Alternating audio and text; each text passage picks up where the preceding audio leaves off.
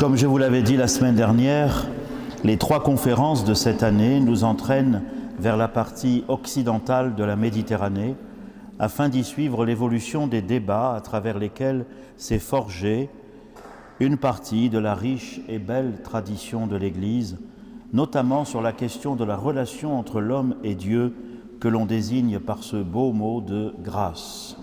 Un mot qui, dans la langue française, relève à la fois de l'esthétique, on dit d'une personne qu'elle danse avec grâce, du judiciaire, on dit un condamné a été gracié, et du spirituel, on se souvient de la phrase de Jésus à Paul, « Ma grâce te suffit, ma puissance donne toute sa mesure dans la faiblesse ».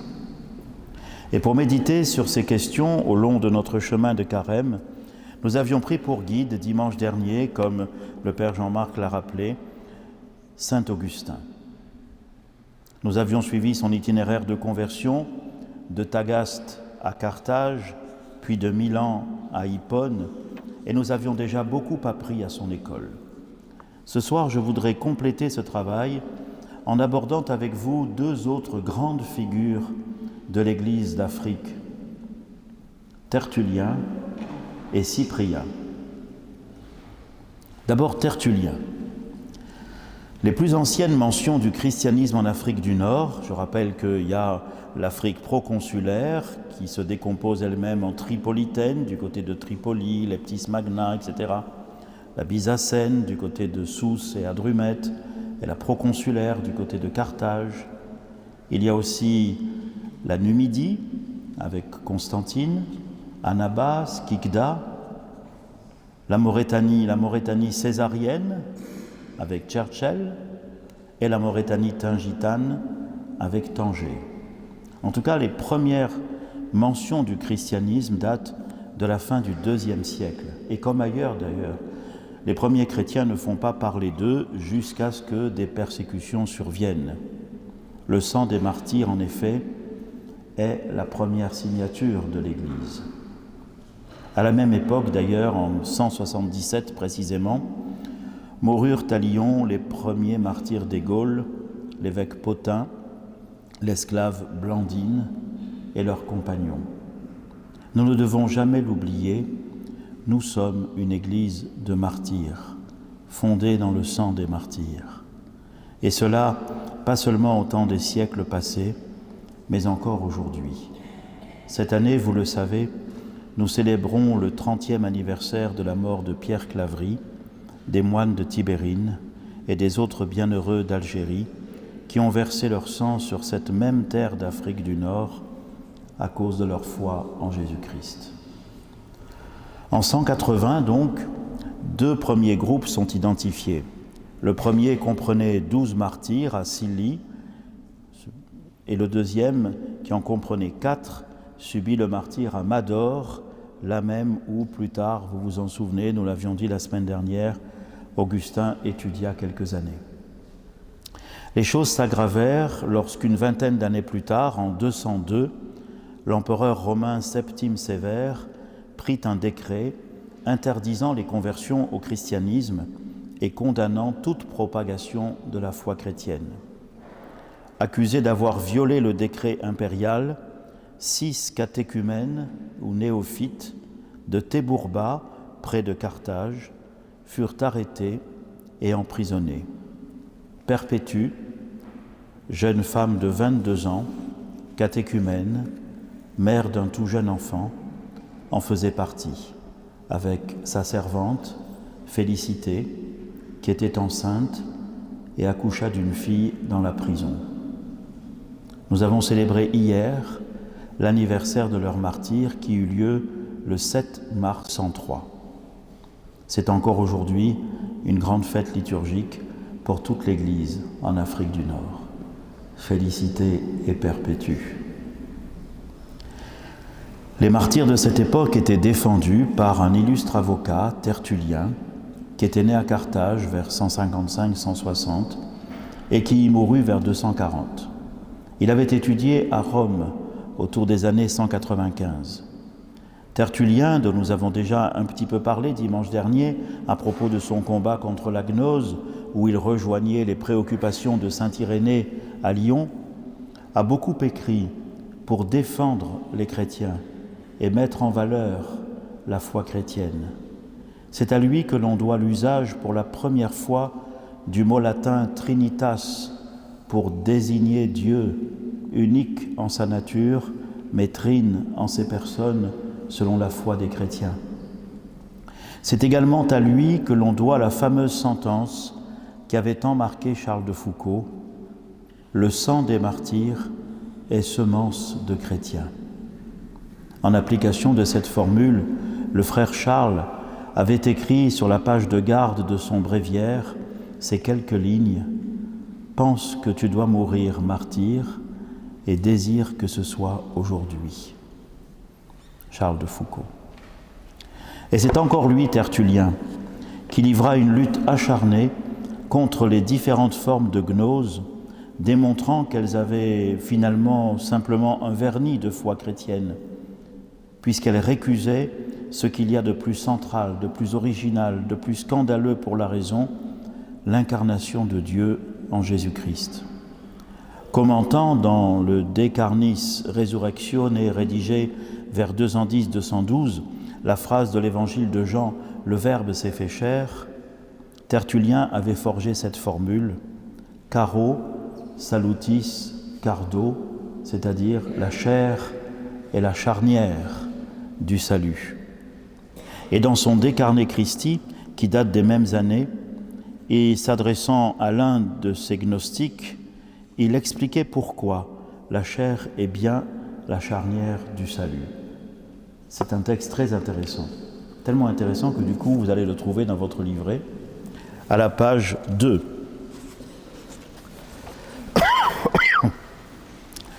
C'est un avocat, Tertullien, et donc là il s'adresse à quelqu'un qui s'appelle Marcion et qui fait partie de cette nébuleuse du gnosticisme. Il y a beaucoup de différences entre les uns et les autres, mais enfin il fait partie de cette nébuleuse-là. Et il lui dit, voyez page 2, « Si donc tu ne peux pas rejeter la venue de Dieu dans un corps, soit comme lui étant impossible, soit comme dangereuse pour lui, il te reste à la répudier et à l'incriminer comme indigne de lui. En tout cas, le Christ l'a aimé, cet homme formé dans le sein et coagulé dans l'ordure, mis au jour à travers les parties honteuses et nourri de façon ridicule. » Je vous avais dit, il y en avait qui disaient « Oh, il est né, certes, mais enfin, quand il est né, il est passé dans la Vierge Marie sans toucher les bords. » Et alors c'est ça. Et si le Christ n'est pas né avec une chair d'homme, alors s'évanouit le salutaire opprobre de sa croix et avec lui notre foi. Évidemment, il y a encore d'autres choses aussi insensées, ce sont les outrages subis et les souffrances d'un Dieu. Dis qu'un Dieu crucifié est sagesse, ou bien débarrasse-nous aussi de cela, Marcion, ou plutôt commence par cela.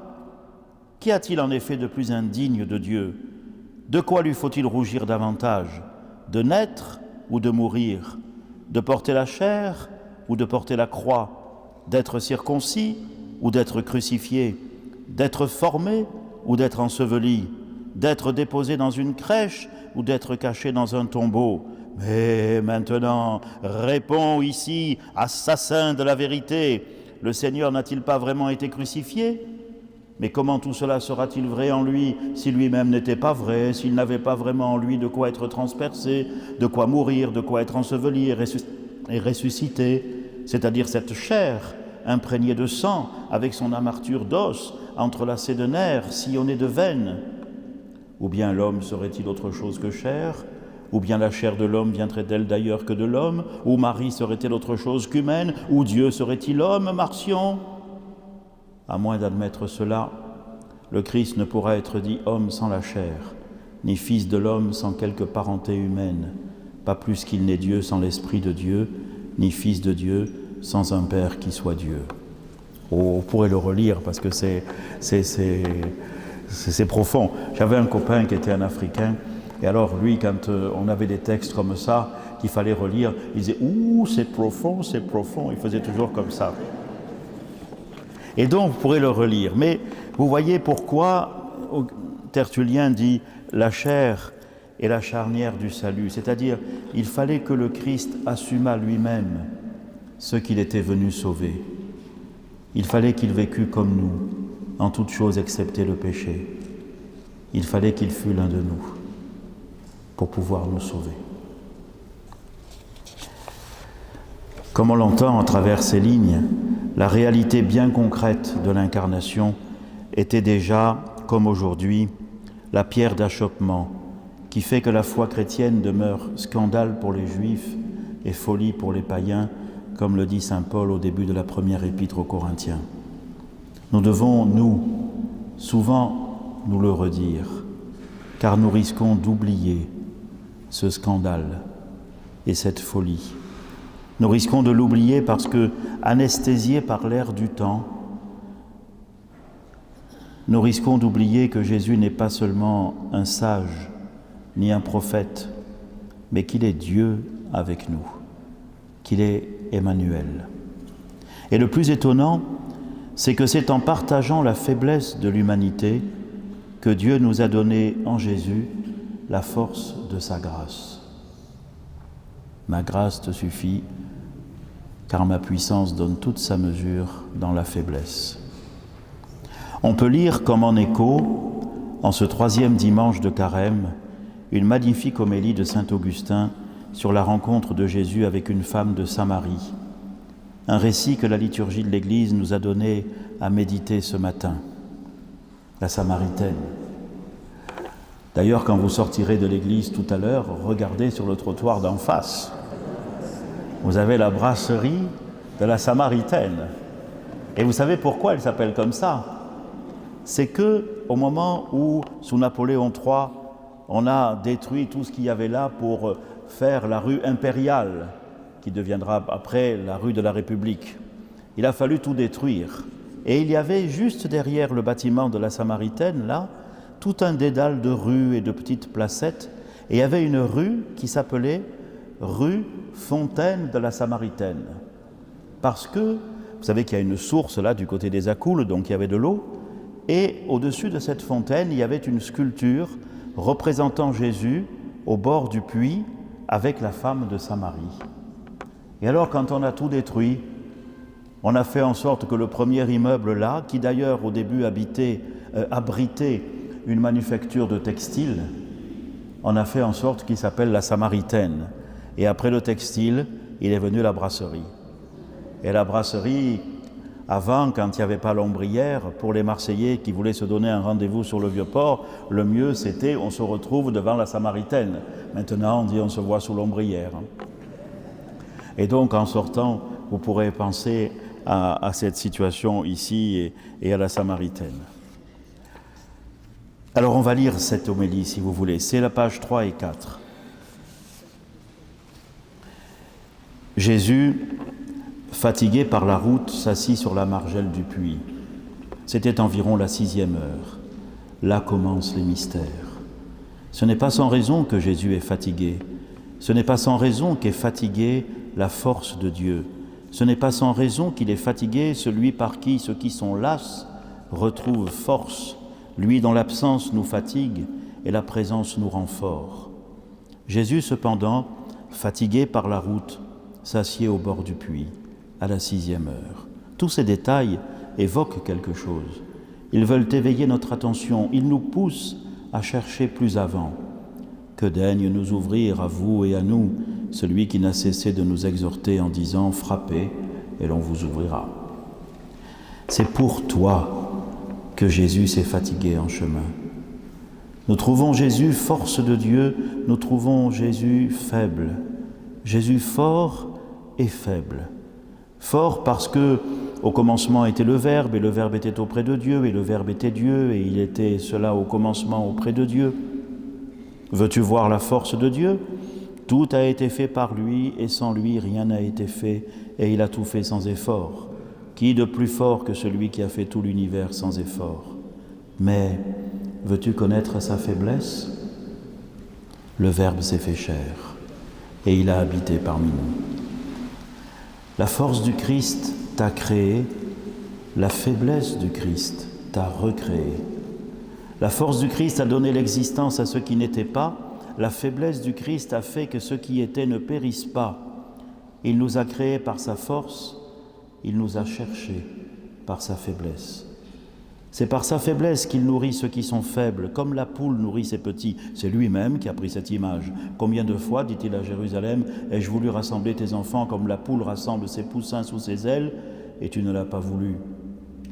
Telle est l'image de la faiblesse de Jésus, fatigué par la route. Sa route, c'est la chair qu'il a prise pour nous.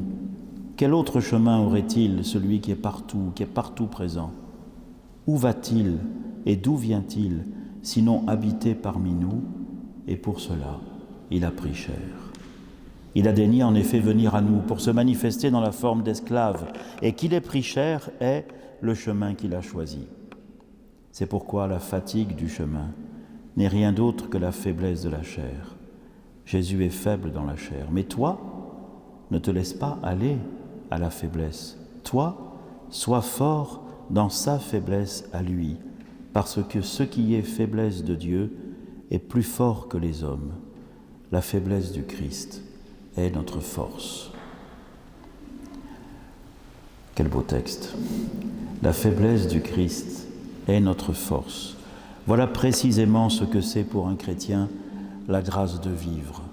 Un autre père de l'Église, dans la Cappadoce, en Turquie actuelle, Basile de Césarée, avait écrit en parlant du Christ, « Sa faiblesse est notre force, sa bassesse est notre honneur. » Méditons cela en nous laissant porter par la musique.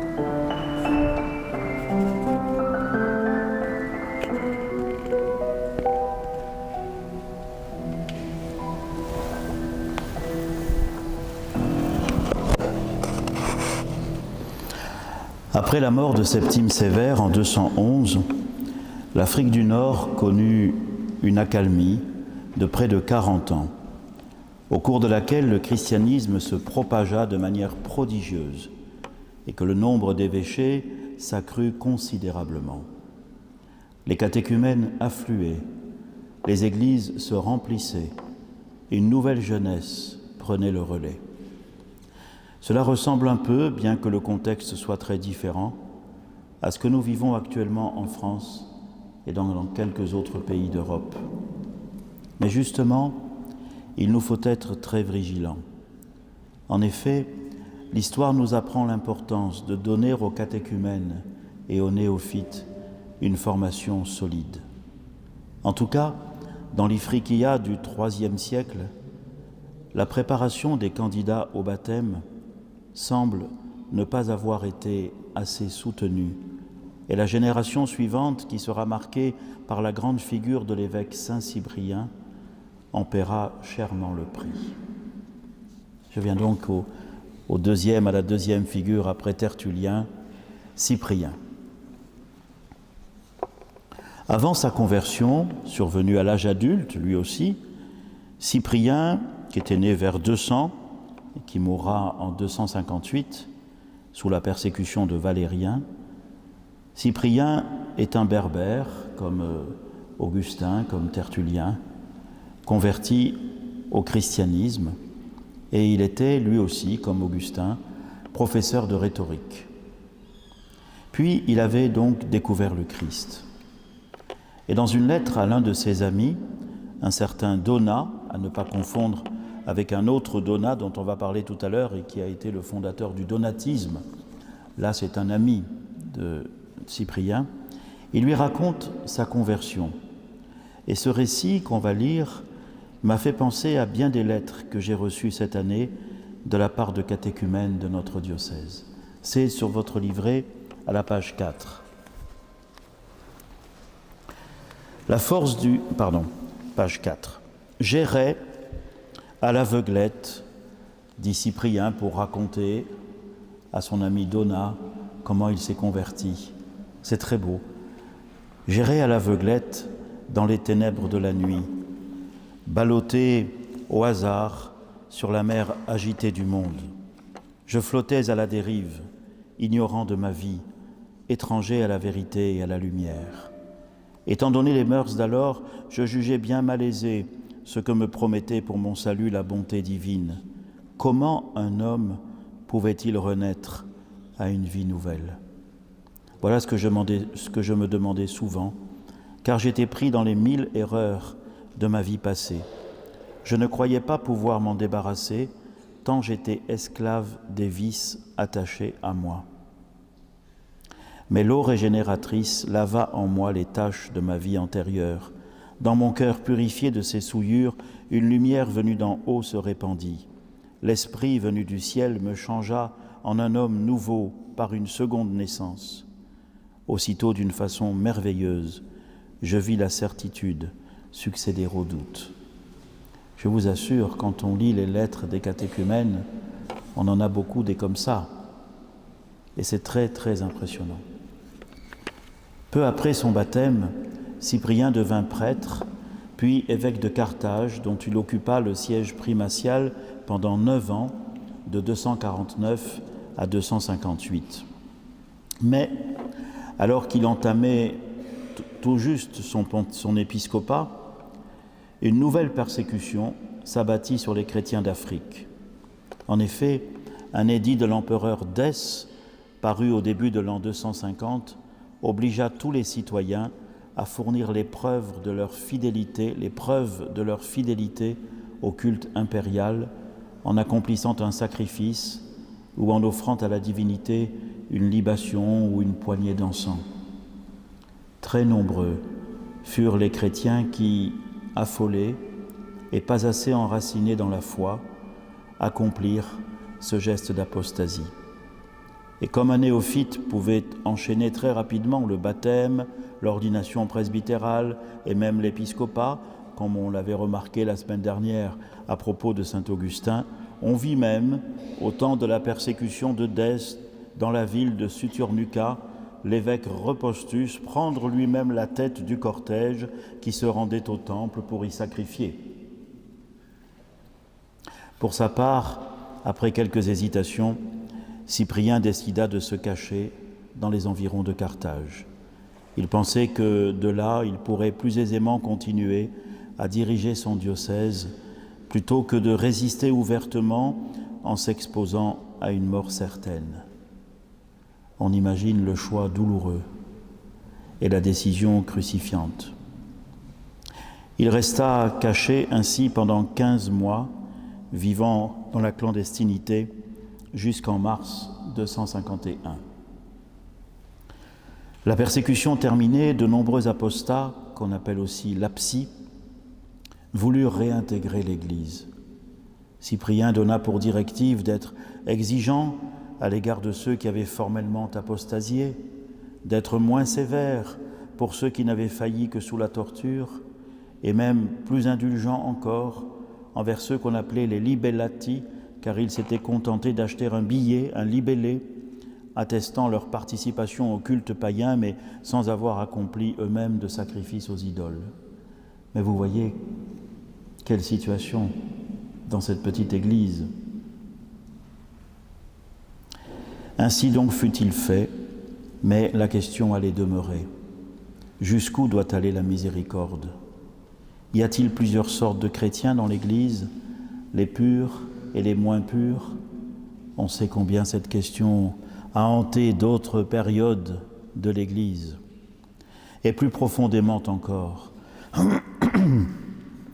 comment discerner ce que l'on doit faire quand on veut suivre le Christ, mais que cela suppose de mettre sa vie ou celle des autres en danger? Je pensais en écrivant ces lignes aux évêques que j'avais pu joindre cette semaine et dont je vous lisais les lettres tout à l'heure, eux-mêmes dans des pays où il faut discerner ce que l'on doit faire. Lorsque j'ai rencontré le cardinal Parolin à Rome ce jeudi, il m'a informé que le cardinal Mathieu de Téhéran avait été contraint de quitter le pays en début de semaine. Et le connaissant, comme ça doit être dur. Je repensais aussi au dilemme de Jean-Marie Vianney, le futur curé d'Ars, lorsqu'il fit le choix de déserter et qu'il mit sa famille en grande difficulté, s'enfuyant dans les montagnes du Forez pour ne pas être enrôlé dans les armées de Napoléon, parce que celui-ci s'était opposé au pape Pie VII et l'avait fait prisonnier en 1809. La conséquence fut que François, le frère cadet de Jean-Marie, fut contraint de le remplacer sous les drapeaux et ne revint jamais dans la ferme, et que leur mère en mourut de chagrin. Toute sa vie, le curé d'Ars portera les stigmates de cette décision qu'il ne regrettait pas, mais qui lui avait tant coûté à cause du malheur qu'elle avait entraîné pour les siens. Je pense d'ailleurs que, s'il a bien compris les pécheurs qui venaient se confesser à lui, c'est aussi parce qu'il avait vécu ce terrible drame intérieur. Je repense aussi à la décision du pasteur protestant Dietrich Bonhoeffer, préférant revenir en Allemagne pour rejoindre la résistance plutôt que de rester à l'abri en Grande-Bretagne, et qui sera exécuté par pendaison à l'aube du 9 avril 1945 dans le camp de concentration de Flossenbürg en Bavière, sur ordre d'Hitler lui-même, alors que celui-ci savait ses jours comptés, puisque Bonhoeffer fut pendu le 9 avril et qu'Hitler se suicida le 30. Et puis, que ferions-nous nous-mêmes s'il nous fallait décider? Je repense à la chanson de Goldman, « Et si j'étais né en 17 à Leidenstadt, sur les ruines d'un champ de bataille, aurais-je été meilleur ou pire que ces gens si j'avais été allemand ?» Et la fin de la chanson est qu'on nous épargne, toi et moi, si possible, très longtemps, d'avoir à choisir un camp. Vous vous souvenez? On la connaît par cœur, hein? On la connaît par cœur. Et puis il arrive un temps où ce n'est plus possible de ne pas choisir. Alors il faut se souvenir de la remarque de Jules Montchanin, un prêtre lyonnais du XXe siècle, écrivant à des jeunes qui cherchaient leur voie, « Les vies stériles sont celles qui n'ont pas su choisir. » Et l'on se souvient des paroles du Deutéronome, « J'en prends à témoin aujourd'hui contre vous le ciel et la terre, c'est la vie et la mort que j'ai mises devant vous, la bénédiction et la malédiction. Choisis la vie pour que tu vives, toi et ta descendance, en aimant le Seigneur ton Dieu, en écoutant sa voix et en s'attachant à lui. » Mais, nous le savons bien, il arrive que choisir la vie, ce soit accepter de la perdre.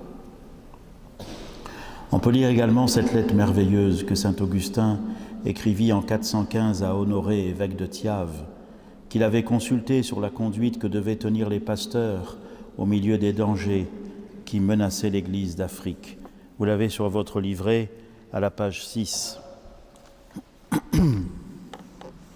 C'est le moment, vous savez, comme on l'a dit la dernière fois, où Alaric a déjà pris Rome, où les Visigoths sont partout, ils sont passés en Espagne, puis ils ont traversé Gibraltar. Et alors les évêques se disent « mais qu'est-ce qu'on va faire ?» Et celui-là, Thiave, l'évêque de Thiave, Honoré il s'appelait, il écrit à Augustin pour dire « mais qu'est-ce qu'il faut faire?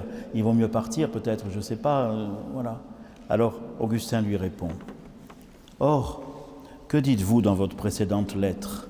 Je vous cite « S'il faut demeurer dans nos églises, Je ne vois pas en quoi nous pouvons être utiles au peuple ou à nous-mêmes, sauf à voir des hommes tomber sous nos yeux, des femmes violées, des églises incendiées, et nous-mêmes nous évanouissant dans les tortures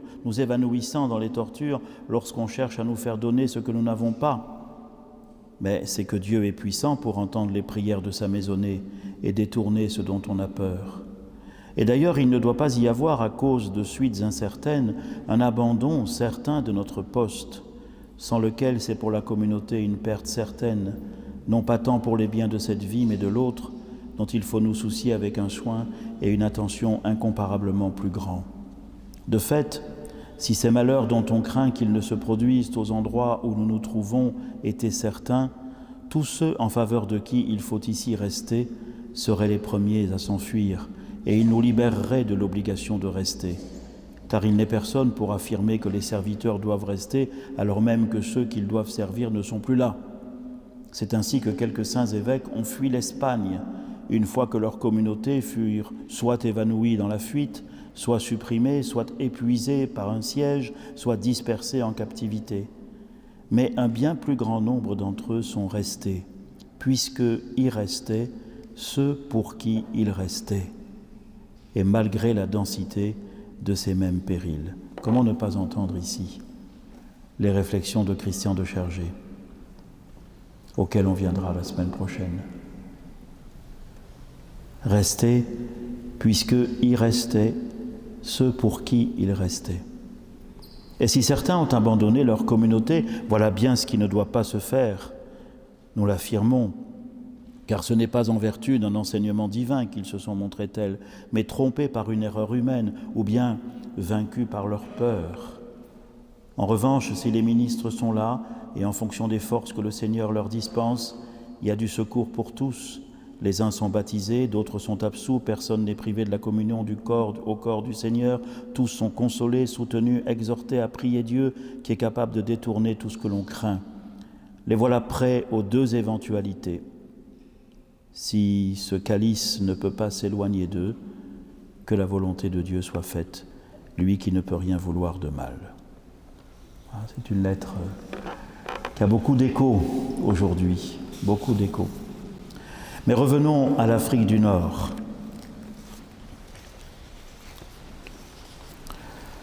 En 255, la question des lapsis rebondit à propos de la validité des sacrements. Voilà encore autre chose. S'il était conféré par un hérétique ou par un des lapsis, le baptême, se demandait-on, était-il quand même valide ? À Rome, suivant la tradition antique, la réponse était affirmative. Le baptême est valide, car la validité du sacrement ne dépend pas de la sainteté du ministre. Mais en Afrique, peut-être à cause des positions radicales prises jadis par Augustin, en Afrique, on soutenait qu'un pécheur public ne pouvait transmettre la grâce baptismale, puisqu'il est indigne, pensait-on, l'Esprit Saint ne pouvait pas passer par lui. Et Cyprien ajoutait que, en plus, puisque le baptême est le sacrement de l'unité, il ne peut pas être administré en dehors de l'unité. Cyprien convoqua donc un concile au printemps 256, malgré l'avis de Rome, qui réunit 71 évêques d'Afrique proconsulaire et de Numidie, puis il notifia au pape Étienne les décisions de ce concile, qui allait dans le sens de sa propre position à lui, et donc contre le pape Étienne. La réaction romaine fut immédiate et sévère. Étienne qualifiait Cyprien de faux Christ, de faux prophète, de mauvais ouvrier, et enjoignit aux Africains de se conformer sous peine d'excommunication à la pratique de l'Église de Rome. C'était clair, mais c'était sans compter avec la fierté de l'Église d'Afrique et avec son sens aigu de la collégialité épiscopale. À l'automne 256, Cyprien convoqua un nouveau concile à Carthage, 87 évêques s'y rendirent, dont une cinquantaine de l'Afrique proconsulaire, une trentaine de Numidie et quelques autres des Mauritanies. Et eux, de nouveau, ils déclarèrent à l'unanimité l'invalidité du baptême s'il était conféré par un hérétique et en conséquence la nécessité d'un rebaptême. L'Église de Rome et celle d'Afrique étaient au bord du schisme. Je vous avais bien dit la semaine dernière, et Étienne aurait dû le savoir, qu'il ne faut jamais parler sèchement à un humide. Jusqu'où Étienne et Cyprien étaient-ils résolus à pousser les intimidations réciproques ? Eh bien, on ne le saura jamais, car tous les deux scellèrent de leur sang leur fidélité profonde au Christ, tombant sous la persécution de l'empereur Valérien, le pape Étienne, le 2 août 257, et Cyprien, après 1 an et 14 jours de captivité, le 14 septembre 258. Le débat sera conclu plus tard par cette belle formule de saint Augustin: le baptême, oh le baptême, conféré par Pierre ou Paul, est celui même du Christ. Même si Judas l'avait administré, ce serait toujours le baptême du Christ, disait saint Augustin.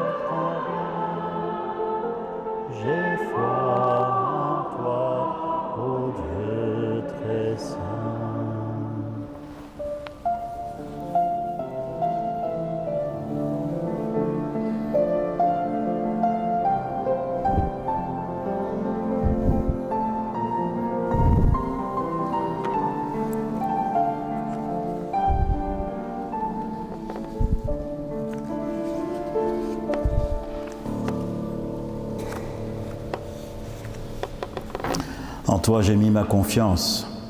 Quand on relit comme ça l'histoire de notre Église, qu'on voit tous ces dédales, toutes ces difficultés, toutes ces luttes internes, on se dit qu'il faut garder la confiance en Dieu et que c'est Dieu qui a confiance en son Église, quoi qu'il arrive, et qu'il la conduit. Mais c'est très instructif pour nous de mieux savoir d'où nous venons, par où cette Église est passée, et de voir aussi quelles sont les leçons que nous devons tirer de l'histoire. En toi, j'ai mis ma confiance, ô Dieu très saint. Et puis, le baptême serait toujours celui du Christ, même si c'était Judas qui l'avait administré, dit saint Augustin. Il faut le dire quand même. Hein. Ça m'a fait penser à sainte Gertrude.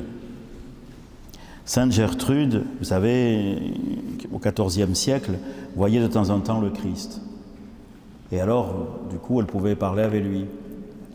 Et alors, elle pouvait lui poser des questions. Et un jour, il y avait une question qui l'a traversée beaucoup, hein, qui l'occupait. Elle lui dit, mais quand même, qu'est-ce que tu as fait de Judas ?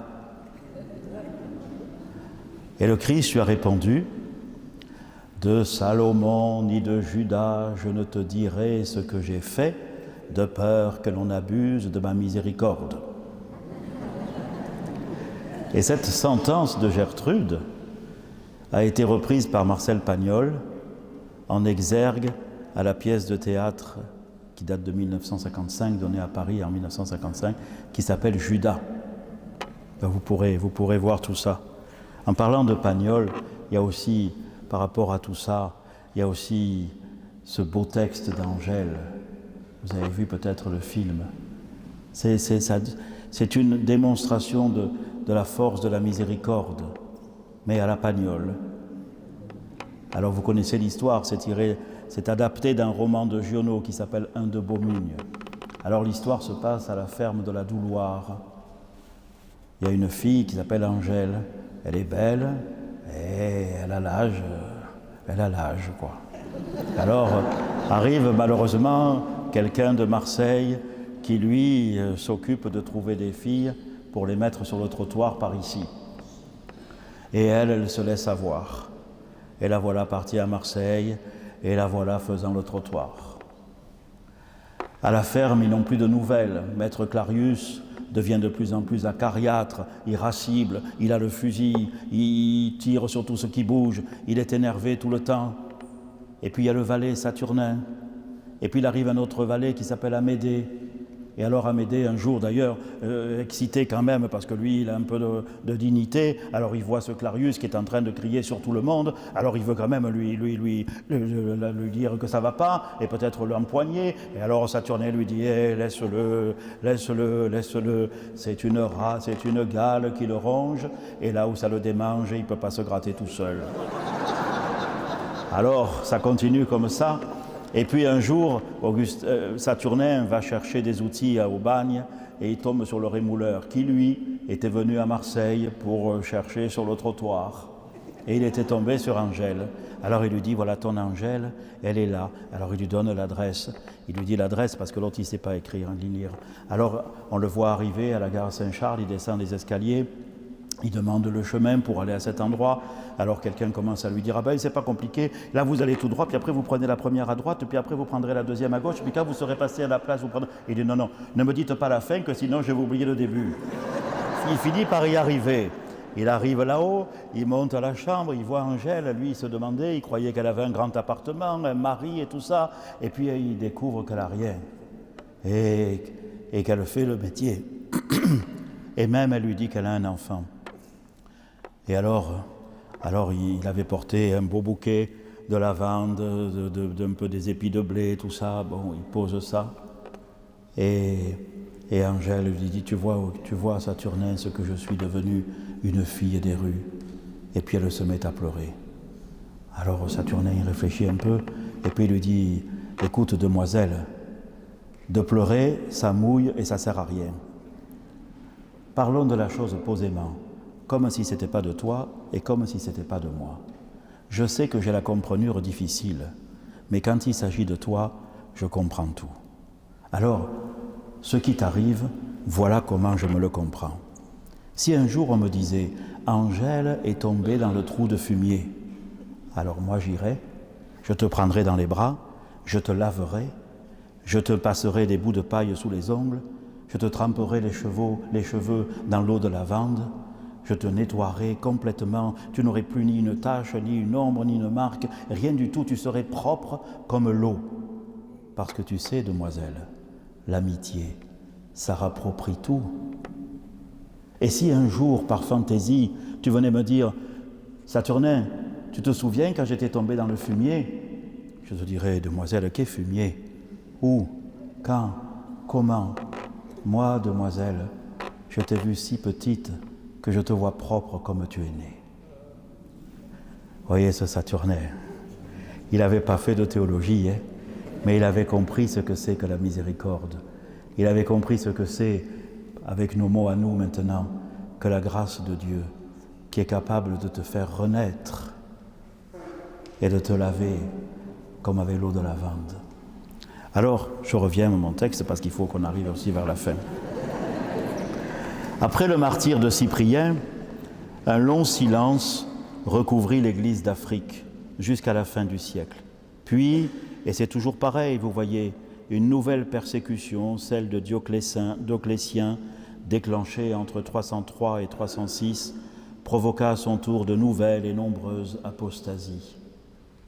Au problème des lapsis s'ajoutait celui des traditores, c'est-à-dire des prêtres ou des laïcs qui, eux, ils n'avaient pas offert le sacrifice, mais ils s'étaient arrangés en donnant quelques vases sacrés, quelques trucs qui avaient de la valeur, et alors comme ça, ils avaient traditores, ils avaient donné des choses, et comme ça, ils n'étaient pas obligés de faire le sacrifice. Mais enfin, ça revenait presque au même. Et alors, à Carthage, il y avait un évêque, le primat d'Afrique, qui s'appelait Mensurius, et Cécilianus, son archidiacre. Et plusieurs évêques de Numidie trouvaient un peu suspect le fait que le primat de Carthage et son archidiacre aient pu sans encombre échapper aux persécutions, et ils les accusèrent d'avoir été des traditores. Quand Mensurius mourut et que Cécilianus lui succéda, ça recommence. 70 évêques de Numidie passèrent à l'attaque, contestant la validité de cette ordination épiscopale. Ils s'assemblèrent à Carthage, déposèrent Cécilianus, élirent à sa place Majorin, auquel succéda au bout de quelques mois l'ambitieux Donat, qui allait provoquer l'un des plus graves schismes de l'histoire de l'Église. Paradoxalement, on était en 312 et on se divisait d'une façon radicale et qui allait porter beaucoup de tort à toute l'Église. On était en 312, juste un an avant l'édit de Milan, qui en 313 allait mettre fin aux persécutions et ouvrir pour l'Église une ère de paix. Mais le ver était dans le fruit de l'Église d'Afrique, trop forte et trop ambitieuse. Le schisme donatiste allait durer plus d'un siècle et renaître encore à la fin du VIe siècle, une cinquantaine d'années avant la conquête arabe. C'est que l'orgueil est le pire ennemi de la foi, comme le fait remarquer Augustin dans une belle homélie que vous aurez à la page 7, « Réveille le Christ qui dort ». De là aussi le fait que Jésus dormait dans la barque, dit Augustin, et les disciples, sentant le danger au bord du naufrage, s'approchèrent de lui et le réveillèrent. Le Christ se leva, commanda au vent et aux flots. Il se fit un grand calme. Ainsi en est-il de toi, dit Augustin. Les vents entrent dans ton cœur, oui, pendant que tu navigues, pendant que tu traverses cette vie comme une mer tempétueuse et dangereuse. Les vents entrent, les flots agitent et déportent la barque. Quels sont ces vents ? Tu as subi une criaillerie et tu te mets en colère. La criaillerie, c'est le vent, la colère, c'est le flot. Alors tu es en danger, tu te disposes à répondre, tu te disposes à rendre malédiction pour malédiction. Oh, déjà ta barque s'approche du naufrage. Alors réveille le Christ qui dort. Oh, que c'est beau! Quel bon conseil lorsque nous sommes nous-mêmes en train de nous laisser gagner par l'énervement, l'angoisse ou le besoin de vengeance. Réveille le Christ qui dort. Le schisme donatiste a été terrible pour l'Église, comme l'arianisme, et était aussi un contre-témoignage pour le monde. Et peut-être ça a été amplifié par le fait que les empereurs devenus chrétiens, les successeurs de Constantin, auront tendance à utiliser l'Église comme un facteur de cohésion de l'Empire, n'hésitant pas à privilégier l'une ou l'autre tendance si elle leur paraissait davantage susceptible de favoriser la cohésion politique ou la prospérité économique. On l'a vu il y a 2 ans, dans les conférences de Carême, à propos du pape Martin Ier et de Maxime le Confesseur. Au fond, ce qui est en jeu, c'est la liberté de l'Église, sa fidélité à l'Évangile, sa résistance et non pas sa soumission, pour reprendre le titre d'un bel ouvrage de Bonnefeur. Et cela, vous l'avez compris, est bien toujours d'actualité. Il y eut ensuite des conciles, en particulier un synode romain en 313, un concile d'évêques gaulois à Arles en 314. C'est d'ailleurs là qu'on a mention du premier évêque de Marseille qu'on connaît, Orésius. Et puis finalement, tout ça aboutit à la nécessité et à l'ordre donné par l'empereur aux donatistes de réintégrer l'Église catholique. Mais la révolte gronda, l'empereur la réprima brutalement dans le sang. Les empereurs suivants essayèrent sans succès de ramener l'union. Le vrai remède était celui que proposait Augustin. Une discussion vaut mieux qu'un combat, un dialogue vaut mieux que les armes. Et cette discussion eut lieu en 411 à Carthage, lors d'une conférence qui rassembla pendant 3 jours les catholiques et les donatistes. 279 évêques catholiques et 270 évêques donatistes. Vous vous rendez compte? Et puis, les choses auraient pu aller mieux, mais déjà de nouvelles menaces se profilaient à l'horizon. Alaric avait pris Rome, et par une curieuse ironie de l'histoire, cette nouvelle menace allait engendrer une nouvelle hérésie, le pélagianisme, qui aurait des répercussions jusqu'à les Reims et jusqu'à l'abbaye Saint-Victor de Marseille. Si vous voulez savoir comment, n'hésitez pas à revenir la semaine prochaine.